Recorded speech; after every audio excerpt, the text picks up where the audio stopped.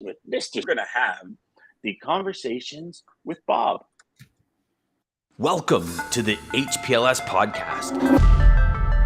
Live, relevant, and high performance information, conversations, and education weekly.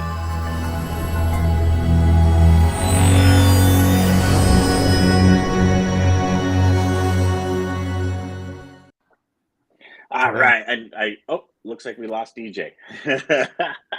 Good morning, Jeff. Good morning. Oh, DJ's back. So DJ's having a few difficulties with his internet. I'll just wait for his picture to show up in the sidebar here, and then we'll bring DJ back in. He might actually be jumping outside to take the call this morning. Good morning, Lisa.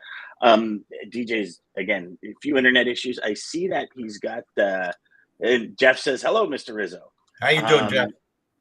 So he sees that he's got a little oh no, his internet's back down. So we'll wait. We'll bring DJ in once he gets the technological aspect of today's show down a little bit. So Steve, thanks for coming back, brother. I mean, I know your schedule and everything, but we just want to build off that the energy and the excitement that we had on one of our last calls and that we talked about last month was Conversations with Bob, your new book. And this book goes a little deeper, and I know today we're going to share some pretty cool insights and some things going on in our personal lives that change our perspective and change what we're doing. But for starters, if you can just share with us, like, where did this book come about? What was the big aha in it? And how can it help salespeople in general? Well, it can help anybody in general. It started out it took me 7 years to write the book.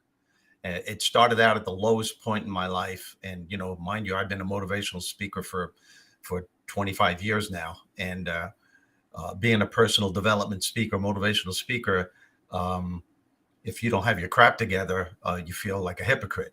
You feel like, would you want a lifeguard to save you if the lifeguard couldn't swim? No, so that was, and I felt like I wasn't walking my talk anyway. It was at the lowest point in my life. And it was, and that was after 34 years of marriage, I decided I wanted a divorce, and it was my decision.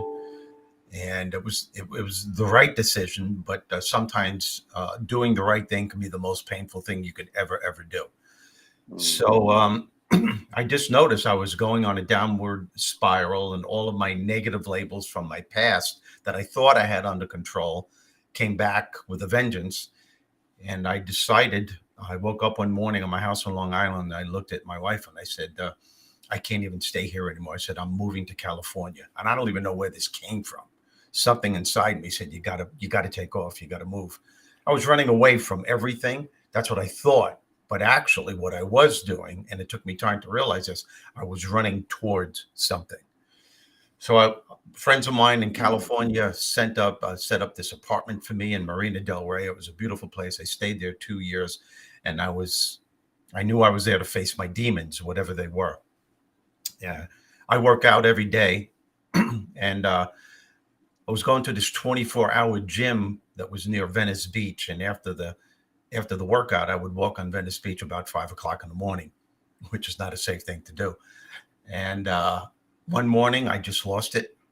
I mean, lost it emotionally, just lost it, heart-wrenching tears. And I was yelling, cursing at God to come down and say, I dare you, confront me, talk to me, what's going on?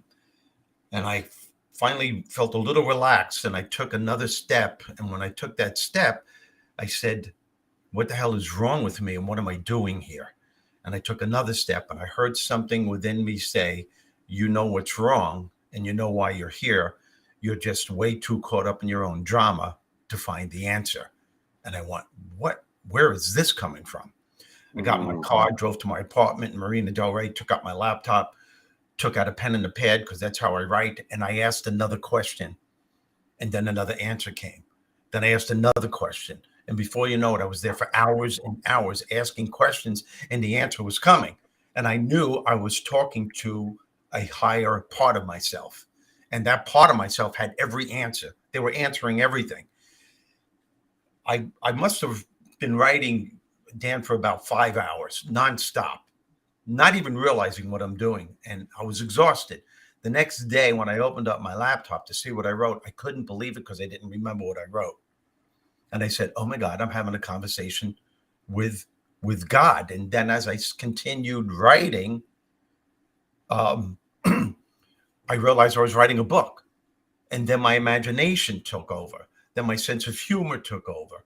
And something started taking place.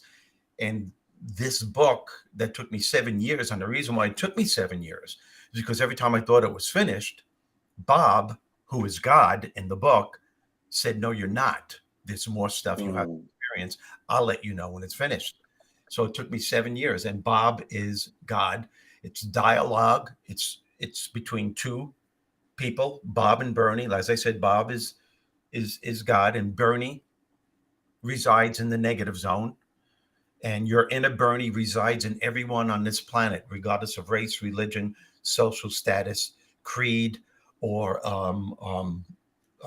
anything else. Everybody on this planet experiences Bernie's negative emotions in negative ways throughout various stages of their lives. But that's where your inner Bob comes in, because your inner Bob is the antidote to the firewall of fear, negativity, limiting beliefs, and unhealthy habits that your inner Bernie insists is real. Does that make sense? Makes total sense. Bob has all the answers. So that's what the book is about. And the book is broken down into 4 parts. And this was Bob's idea, not mine. 4 parts, 16 chapters, 4 chapters to each part. And at the end of every chapter, there are Bob's high points to remember. And I have to tell you, this is what I know so far from the reviews I'm getting on Amazon. My mission from this point on for the rest of my life is to get the message out in the book. And this is the main reason why I was put on this planet, to go through all the crap that I went through to this point where I know that no matter what happens, there's something within you that can meet that challenge head on. Not make the challenge go away or the problem go away necessarily, but help you to cope with it every step along the way. And that is the ultimate empowerment. And my promise to anyone that reads this book, after you read it from cover to cover, you will realize how much power you have over every single aspect of your life. I love that. I love that.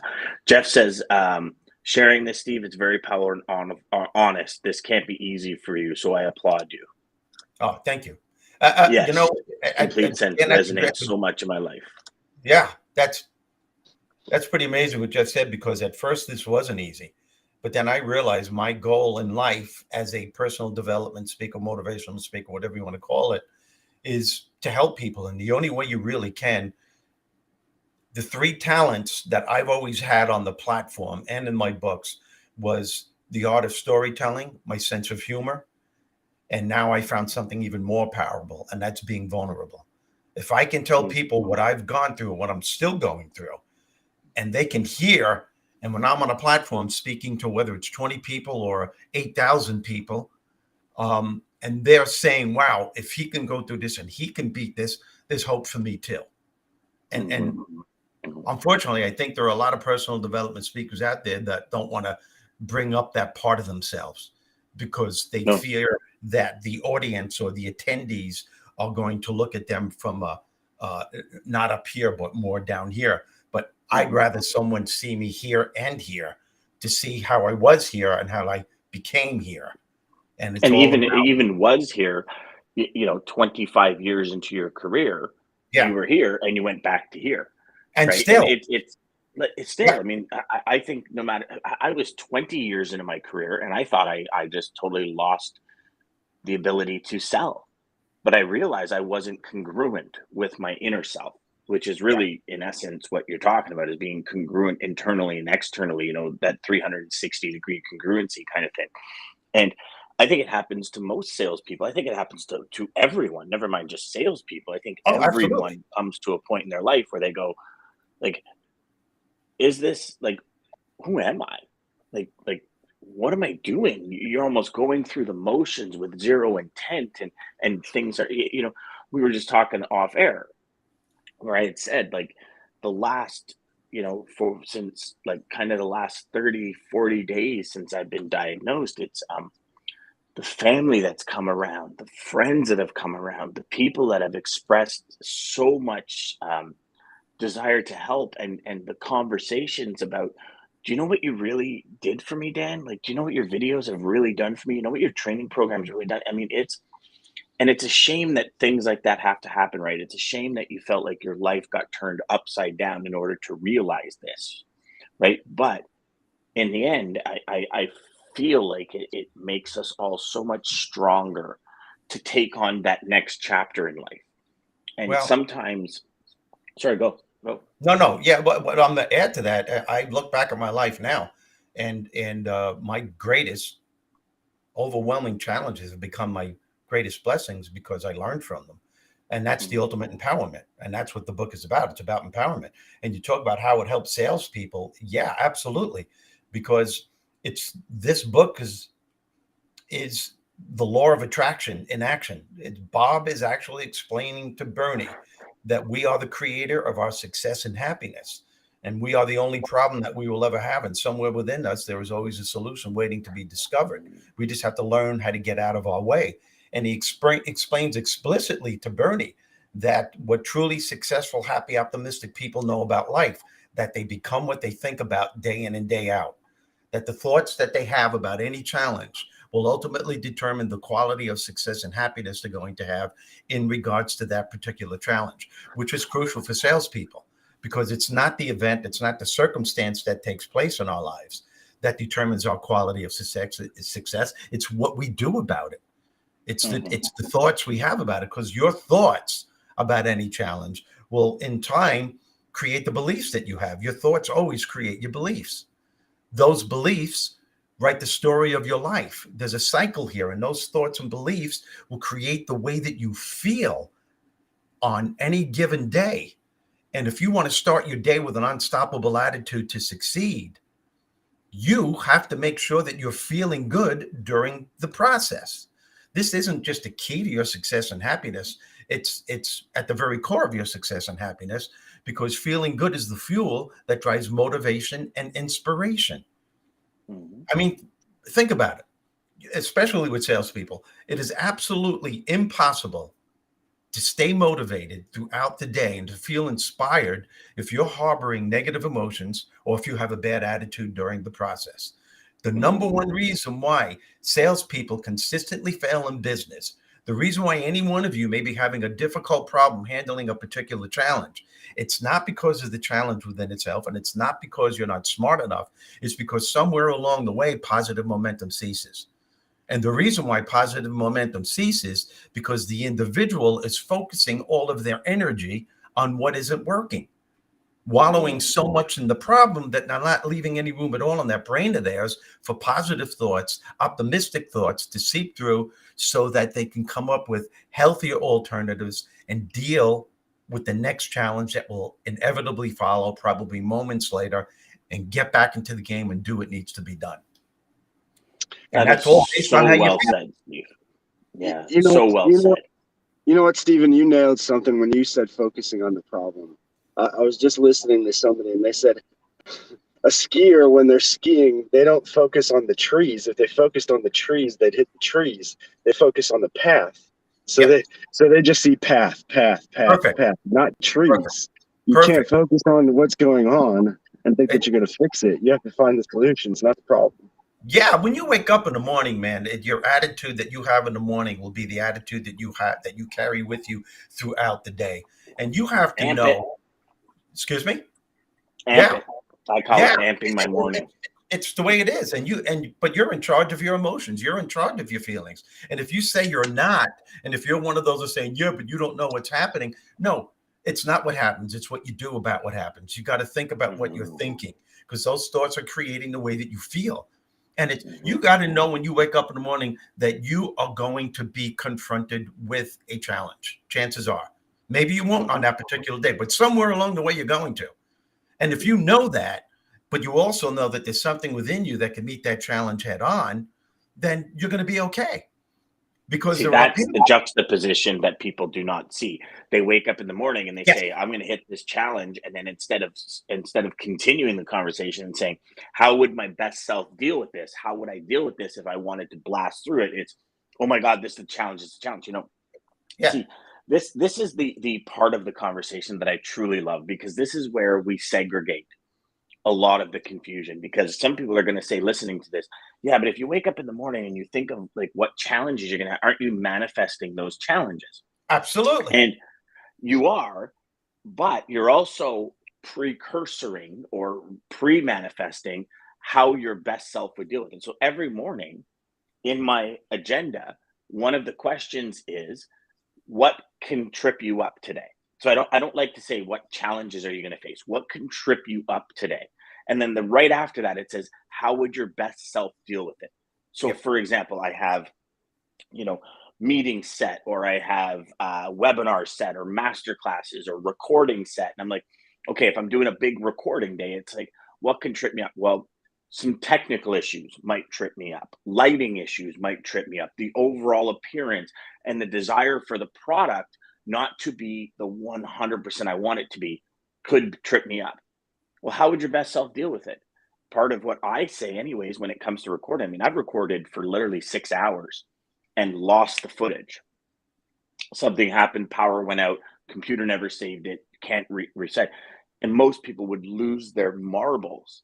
Yeah. I sit back and as tough as it is, and don't get me wrong, it is tough, because you're frustrated, you're angry. But at a certain point during that frustration and anger, I always stop and say, it must not have been good enough. Yep. Because if it was good enough, the universe would not have taken it away. I lost the manuscript to my first book. 2 years it took Wow. me to write that. And I lost it. I was working on it, and it was before I kept everything in the cloud. I had it on my actual desktop, and my hard drive blew. And I spent probably close to $800 in companies trying to recover that book.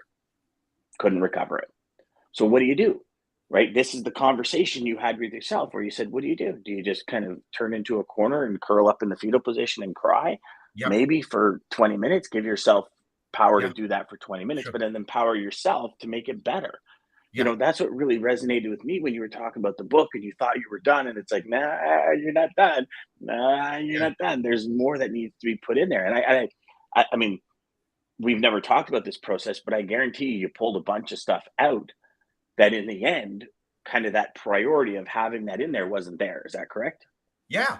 Yeah. And the biggest mistake that salespeople make, not just salespeople, all people in any form of life, is, we just talked about the power of your thoughts. If what you think is what you get, then what you say out loud is what you ask for. And I know salespeople that invested an incredible amount of money in their business, and they set out, they put money in it, they put time in it, and they're ready. They're ready to launch their new idea. Everything's going the way that they want. Then all of a sudden, after about a month or two, they hit a major wall. Okay. Or not even a major wall. It's just a challenge. Depends on who the person is. And all of a sudden they start doing this. Oh man, I can't believe this. I knew this was going to happen. Every single time I try to do something, it never works. Why is this happening to me? Everybody else has what I want. Every time I do something, I go 2 steps up and 5 steps back. This is absolutely absurd. How far do you think you're going to go with that type of verbal dialogue that you're programming in your brain? Some people call this, Dan, some people call this negative self-talk. I call it self-curse talk, because you're casting a spell on your life. And if there's anything that's going to keep you from succeeding in your life, personally and professionally, whether it's raising a family, trying to crank your business up a couple of notches, if there's anything that's going to keep you from achieving that and from enjoying the process, it is 100% because of self-talk. Again, if what you think is what you get, then what you say out loud is what you ask for. And it's some people, it's a consistent habit. And you know what the scary thing is? They're not even aware of what they're doing to themselves. It's become a part of their personality. I know people that wake up in the morning, they didn't even take the covers off and go, oh crap, what's going to happen today? What kind of an attitude is that? And they don't ask and you realize, shall receive. yeah, man, your subconscious runs 97% of your life. So if you're saying things like that to yourself, oh crap, what's going to happen today? your subconscious, which I call the genie of your soul, your genie of your soul is going to go, okay, I'll show you. Your wish is my command. Yes, you're right. Your life isn't working. And let me throw more crap your way to show you that your life isn't working. And the more you stay in that mindset, the more that mindset becomes your reality. And it doesn't have to be true. But if you believe that it's true, that's all that matters in your world. Mm-hmm. We are our worst enemies. And as Bob says to Bernie, you're the only problem you will ever have. And you just can't get out of your way to find the solution. And whenever you're confronted with a challenge or a problem of any kind, it's never a matter of managing the situation. It's always a matter of how you manage your mind. Can you manage your mind and those toxic thoughts and emotions that are the very things that are keeping you from finding the solution that's waiting to be discovered and the life that you desire? Talk about discovery. That brings us to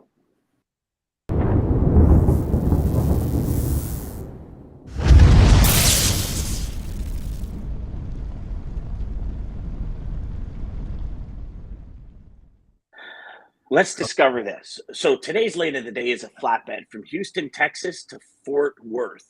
$3.62 rate per mile, all in with fuel surcharges, $4.48. Presently, contracted rates are going for $4.90.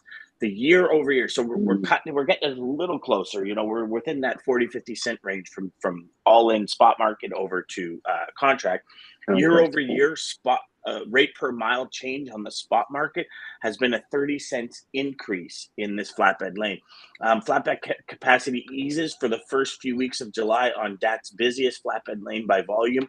Lane spot rates are still 30 cents a mile higher than this time last year. So in one of the heaviest years from cost, they're actually still 30 cents a mile more than they were last year, which is kind of an anomaly from that lane. But so that's your DAT lane of the day, everybody. Thanks to Dean and Christina and the team at DAT IQ for supporting us with that. So, Steve, you know, here's going to be the big question I have for you today, because I think we all face it, and conceptually we understand the mental process to break through it. But how do you, or can you suggest, give the audience some strategy on? I just have a hard time, Steve, breaking through the negative thoughts. Like, how do I do it where I can consistently believe my own thinking? And I think that's a big part. It kind of goes back to the initial conversation when you said, you know, Dan, I've been a motivational speaker, professional development speaker for 35 years.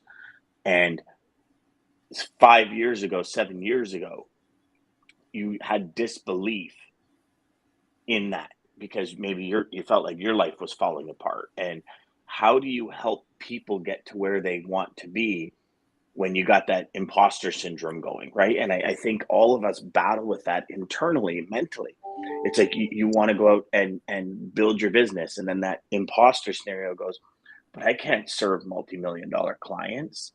Or you want to go out and you want to do this. And then, you know, originally when that idea comes, it comes with so much energy and so much excitement. And then literally within like a week, you're lying with your head on the pillow going, man, I knew that wasn't going to work. Like that was just crazy. How do you go about when these thoughts enter? How do you kind of stop it? And what's your process for moving forward to eliminate them sooner than later? The key is to become aware of what you're doing to yourself. There's a lot. It's a heavy question. So I was voted least likely to succeed in my senior class in high school. I don't know if I mentioned this to you in our last episode. I was you told didn't. We've talked about it in the past. Yeah, but and I was told by a guidance counselor that I wasn't smart enough to go to college. Unknowingly, I took those toxic labels, I believed it, into my adult life, and they were the determining factors for many of the choices I made. So, of course, every time I tried something and it didn't work, I wouldn't even try again because I berated myself and I said, don't try. That was my philosophy in life. Don't try and you can't fail. So you don't have to deal with ridicule or you know, screwing up. I think that's a lot of people. Yeah, exactly. It's a self-fulfilling prophecy. You know, you just do that to yourself. But you have to become aware, and people don't want to be aware that they can become aware of what they're doing to themselves. So if you notice that things aren't working and every day you're starting your day off in a bad mood, sometimes you got to say, why am I doing that? Well, the answer is that you're focusing on the wrong stuff. Rather than focusing on what isn't working, stop. Allow yourself, as soon as you say to yourself, stop, that means you're in a state of awareness. And in that state, you enter into a realm of other possibilities on how to view the situation. And at that moment, you can say to yourself, okay, this is not going to be productive. What's going to happen to me if I hold on to this attitude and these feelings? I got to stop thinking these thoughts because they're causing me to believe that my life isn't working. Those beliefs are creating the way that I feel, and those feelings are giving me the attitude I carry with me every day. So what do I have to do to turn this around? Well, you have to go on a quest to start focusing on all the things that's working in your life, all of your talents, the things that you're blessed with, and rather than cursing what life is currently throwing at you. And you have that choice to focus on that stuff. And this is a gradual process because you can't expect that negative stuff to dissipate immediately. As a matter of fact, those negative thoughts and beliefs will always be with you. But your job and responsibility is to make sure that they get pushed in the back in the canyons of your mind and they stay there. And just know this, that all it takes is one negative thought to bring them to the forefront and start that negative process all over again. Just one negative thought a day. In the middle of the day, if it's going great and all of a sudden you find that you're in a bad mood, you go, damn it, nothing's working in my life. That's all you have to say. You just open up the door to the negative zone. And you are inviting, right. And you're inviting more like thoughts to come into play. And they'll come by so fast without you realizing it. Before you know it, you just created the belief that that day, it could only be mid-morning. And you're already saying that this day sucks. And then once you say that, you believe that it's happening, it figures yesterday sucked too, and it'll probably suck tomorrow. And then that's why you see people that you work with, everyone that's listening, you see people, family members that go through almost every day like that because they're not aware of what they're doing to themselves. You got to grab hold of the reins and know and say, I need help. I have to help myself. Read everything you possibly can. And I'm not bragging, but this book can help, Conversations with Bob. Yeah. And by the way, you can get the book. I hope you don't mind me saying this. The website is yourinnerbob.com. And on that website, you could read excerpts from the book. The audiobook's coming out in a couple of months. And you can see videos on what the book is about. And you can buy it on Amazon, or you can buy it through PayPal or whatever you want. But there are so many other tools out there. You've already spent a lifetime in the negative zone. It's up to you to take yourself to a better place, personally and professionally. And we all have the power to do it. And notice the difference once you start doing it. You know, I'll share a quick story. When I got into this industry, I was 17, and I wanted to go out and see clients, right? I wanted to like travel, and I see all these people with their luggage coming to the office, and they're getting on planes and they're gone for a week and they're coming back with business. And I'm like, oh my gosh, this is so cool. I want to do it. And I remember going to the owner of the company saying, I want to travel. I want to go see some of my prospects and stuff. He says, you can't. I go, why? He goes, you still smell like pee. He goes, like, are you crazy? He goes, what if one of your prospects or one of your customers has a kid that's older than you and is a complete screw up? Is he really going to trust you to run his business? And I thought to myself, I went, wow, that's true. Like, you know, I'm a 17-year-old kid. But did you know that carried me well into my 30s? That mentality. I didn't go after massive big fish.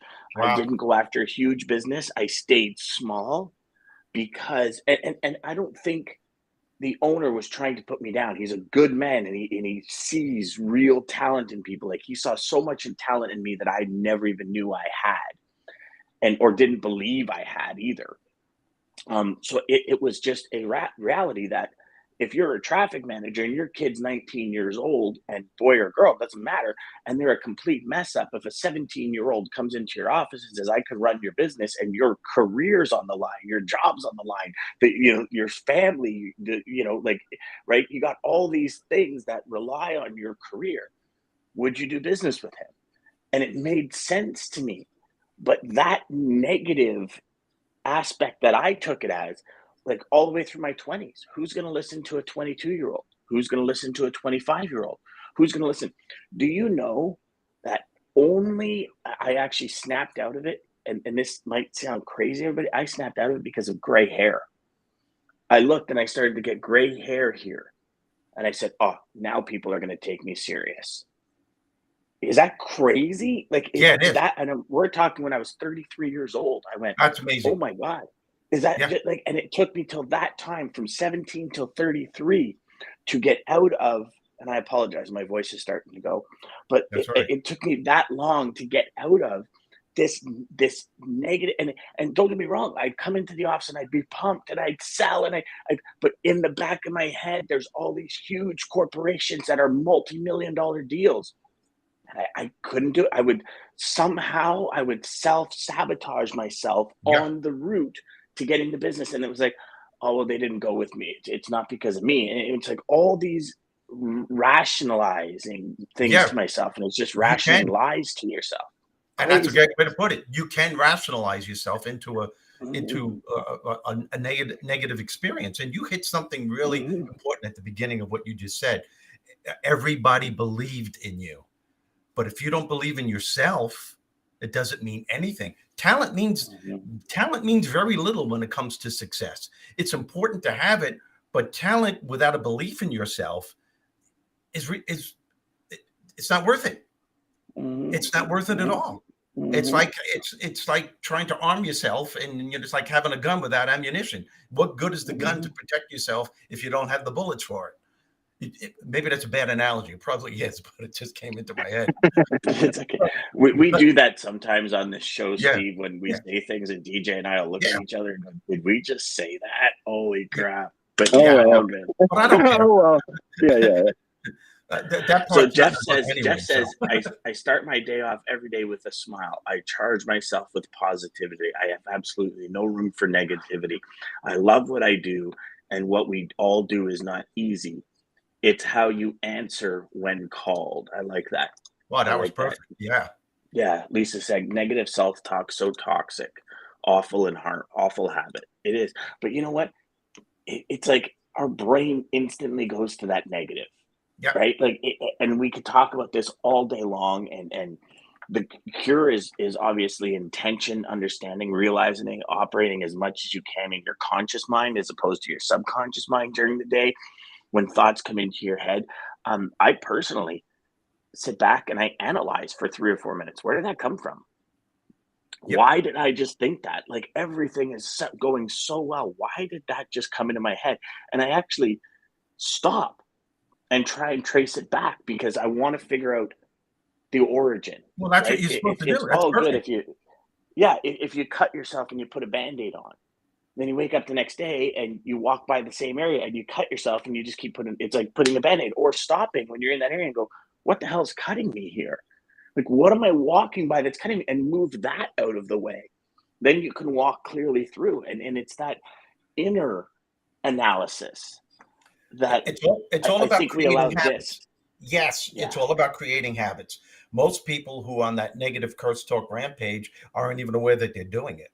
It's become a part of who they are. They started, as I said, as soon as they wake up in the morning and when they go to bed at night. But if you can turn that around by your thought process, you can create another habit, and you're feeding your subconscious. You're feeding the genie of your soul with healthier habits to live by. So if you can continuously say to yourself, wait a minute, I'm not feeling right here. What have I been thinking? When I woke up this morning, you can backtrack. You realize that it was your thought process that thought this and thought this that caused you to believe that your day's not going to go well. It caused you to feel a certain way. Every time you do that and analyze it, that becomes a part of who you are. That's another habit. So you can backtrack, nip it in the bud right away, and then go on with your life and look at things from a healthier perspective. Is it easy? It's more easy in principle than it is to apply it, but it can be done. Someone said that in my workshop. Well, it's easier said than done. And I went, yeah, well, anything in life is easier said than done, but that doesn't mean it can't be done. It all depends on how much you value your life and how much you value the people that are around you, because people don't realize that negativity is affecting your family, your children, your husband, your wife, significant other, your associates, the people you work with. Their negativity is so toxic. And these people that are negative all day long, well, you don't know what I'm going through. And they have this ability to blame other people and outside circumstances. And before they know it, they won't admit it, but they become victims. Mm-hmm. You have a choice to remain a victim or become the victor. That's your choice. And that choice is based on the decisions you make and what kind of a thought process and belief system you're willing to create from this point on. And it doesn't matter how old you are. It doesn't matter how old you are. You can start doing that right now. Mm-hmm. You know, you said something there, Steve, that's been on both my wife's and my mind a lot recently, is you don't know what people are going through, which is treat people with honor and respect. Like, you know, yes. You have no idea. And, you know, we drive downtown almost every day now for doctor's appointments and stuff.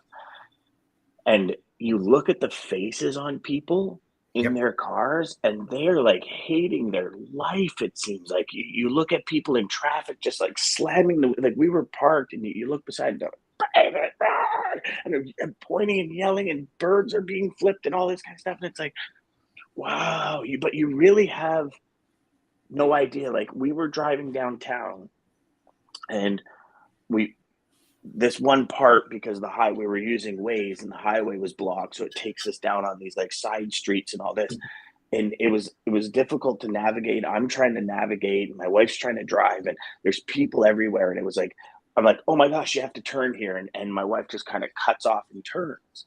Well, we end up cutting somebody off because we're almost late for a hospital appointment to talk about my cancer treatment. So that's like, you know, internally, that's eating you up inside. And it's like, and you're thinking about, okay, what's 3 weeks down the road going to hold? What's 5 weeks down the road going to hold? Am I going to continue being able to work? Am I going to continue to be able to do this show? My wife's sitting there thinking, what is my business and my work going to be doing? And how is my husband going to be? How are my kids going to be? Like, there's all these thoughts going in your head. Yep. And you're trying to get to a location. We didn't leave late. We actually left 45 minutes early. We just happened to hit so much traffic. We did a lot for an hour and something worth of traffic. And it's like, this person's losing their mind behind us. And I feel bad because we had to cut them off. But if we didn't cut them off, we'd be totally lost. And it's like, you know, you never really know what somebody's going through. No. So you know what? Maybe give them the benefit of the doubt. Yes. For a second. That's one of the greatest lessons in life. And someone asked me not too long ago too, what is your favorite saying that you heard? I have a lot of great sayings that I wrote myself, but the one that I think is the most important for everyone to embrace is walk a mile in my shoes. And what that means is, if you could allow yourself to put yourself in someone's body. Let's say there's someone that you really dislike. They're the most annoying person, and you want to go out there, you want to tell them off. And I bet you, if you could put yourself in that person's body and feel what they're feeling for 1 week, maybe not even, maybe just a day, you would have a profound understanding as to what that person's going through, why they think the way they think, why they feel the way they feel, and where that fear is coming from and stems from. And then you can pull yourself out of that body. You would go, whoa. It would instill in all of us, if we could do that, an incredible amount of compassion and understanding. And who can deny that this is what this planet needs more than anything else?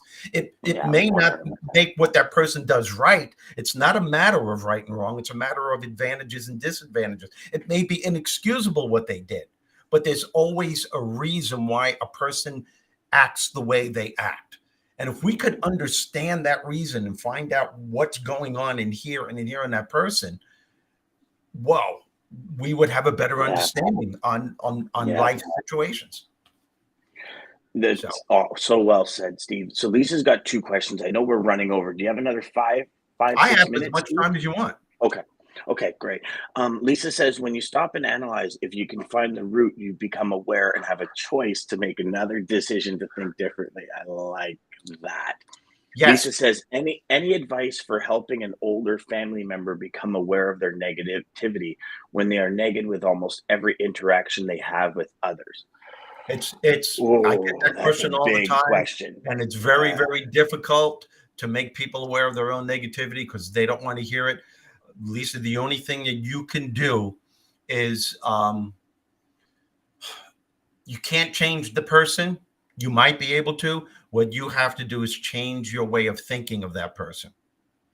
And it's like I just said about allowing yourself to put yourself in that person's shoes, to see where it's coming from and respond to them differently from a higher part of yourself, which is not easy. But the more you do it, the more it becomes a part of who you are. Um, you may want to also sit that person down and just have a conversation, not with a finger like this, not with accusing, just with, I just noticed and I care for you and love you so much that this is what you're doing. And are you aware of what you're doing? Um, And this is how it makes me feel when you speak exactly. to me You know, like just, that. And but a lot of times though, just, be aware that people just don't want to hear it. They don't want to, because the mhm, first thing they're going to say to you is, but. Yeah, but mhm, you don't know what I'm going through. Yeah, but if this person would have done this, no, no, no, no, no. Yeah, but he cheated on me, and yeah, yes, life sucks, and people do. So, well, what are you going to do from this point on? What are you going to do? What are you going to do about it? Are you going to allow mhm. that situation to control your entire life?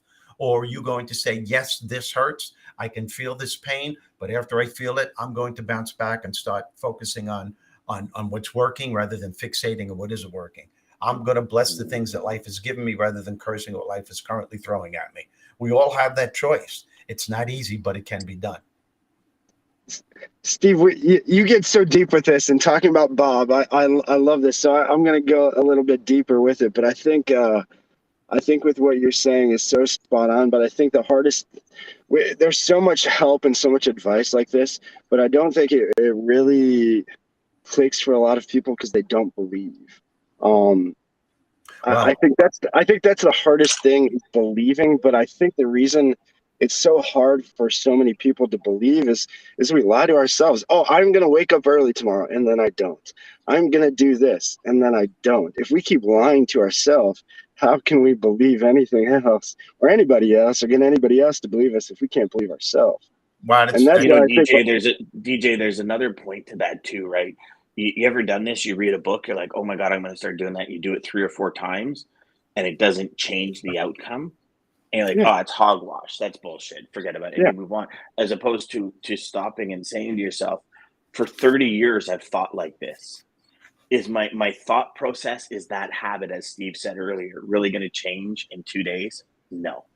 Right? no, It's like I told you all about my golfing where I went to Sun Valley, Idaho. I thought I was going to be the greatest golfer on the planet when I came back. I literally had this impression that like I'm going to go to 4 days of golf digest school and I'm going to come back like Tiger Woods. And that belief when I got back was shattered instantly because I was shooting about 25 shots more per round. But I stuck with it, understanding that for 6 years I've been golfing in this like Charles Barkley screwed up way. And now I'm kind of swinging more like Phil Mickelson. But it takes a while to create those habits that turn into long it term doesn't results. happen. It's a great point. It doesn't happen Yeah. overnight. I've been Yes. blessed by, my brother Michael, 100% disabled from the Vietnam War, the only man in medical history that ever survived that kind of wound. He's the only man that ever survived it. He's always beat the odds. He's done more than survive. He thrived. I think I explained this in our last episode, my brother Michael. I'm not sure, but I think I did. But my point is, what he did with his life, and right now he's going through incredible odds. He's on kidney dialysis now for the rest of his life. He just got put into the hospital yesterday with pneumonia. But there's always something Sorry to within hear that, him Steve. that deals with what he has, and he still focuses on uh, what's working rather than fixating on what isn't working. Is it easy for him? No.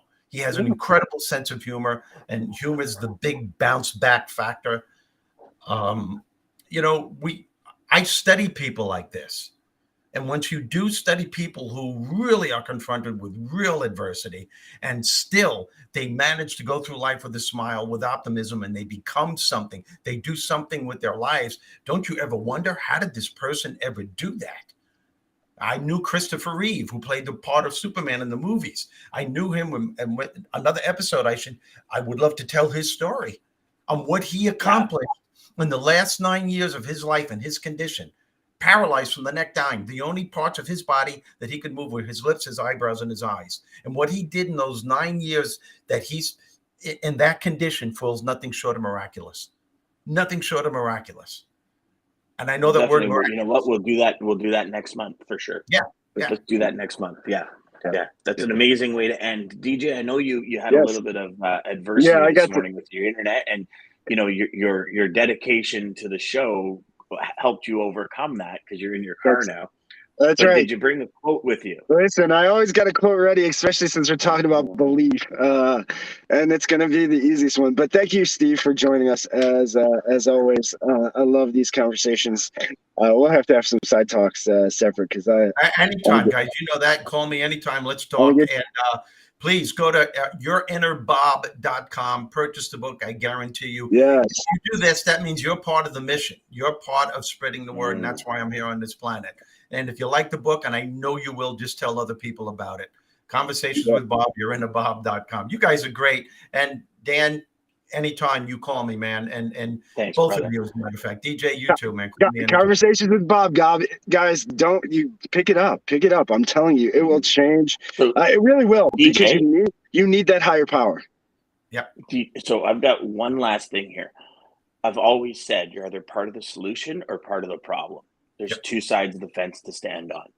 And if part of the problem is that negative thought, become part of that solution. Go ahead, DJ. Innerbob.com. Innerbob.com. Innerbob.com. Innerbob.com, guys. Yourinnerbob.com. Yourinnerbob.com. American Logistics, Centurion Trucking. Thank you for sponsoring us. Sales Chatter Live. Yourinnerbob.com. Check it out, guys. Thank you again for making the show possible. Confucius said it. I'll say it again. Either you think you can or you think you can't. Either way, you're both right. Yep. Belief. Centurion Trucking, our motto is people before profit. Today's market requires more transparency, consistency, and focus on what our clients need to win. Centurion Trucking and American Logistics are poised to help their clients achieve and surpass their targets. If you're looking for a team that honors your needs, dreams, and aspirations, then get a hold of Daman at American Logistics or Centurion